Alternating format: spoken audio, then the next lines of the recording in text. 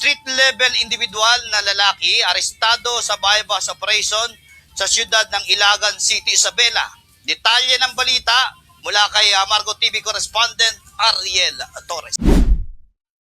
Muling matagumpay ang Ilagan City Component Police Station sa kanilang pinaigting na kampanya laban sa illegal na droga matapos maaresto ang isang hinihinalang street-level drug personality sa ikinasang bypass operation sa lungsod ng Ilagan City, Isabela.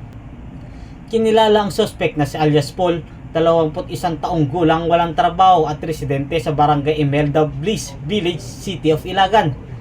Ayon sa pulisya, dakong alas 9:00 ng gabi noong Hunyo 27 na magsagawa ng bypass operation ang City Drug Enforcement Unit ng Ilagan CCPS sa koordinasyon ng Philippine Drug Enforcement Agency o PDEA ng Regional Office 2 sa kahabaan ng National Highway sa Barangay Osmeña, City of Ilagan. Naaresto ang suspect matapos umanong bentahan ng isang sachet ng hinihinalang shabu ang isang pulis na nagpapanggap na pusher buyer, kapalit ng 1,000 piso bilang bypass money. Nakumpiska mula sa operasyon ang isang sachet na hinihinalang shabu na may tinatayang bigat na 0.7 gramo sa standard drug price na 476 pesos. Na-recover din ang bypass money, isang bag na may lamang wallet at coin purse, isang iPhone 14, personal na pera at isang Yamaha Fashion motorcycle na walang plaka.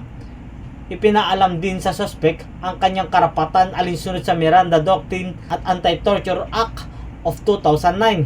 Samantala, sinabi ni Isabela Police Provincial Director Police Colonel Manuel B. Bringas na matagumpay na magpapatuloy ang walang humpay na operasyon ng kapulisan laban sa illegal na droga upang maprotektahan ang mga mamamayan at mapanatili ang kapayapaan sa buong lalawigan.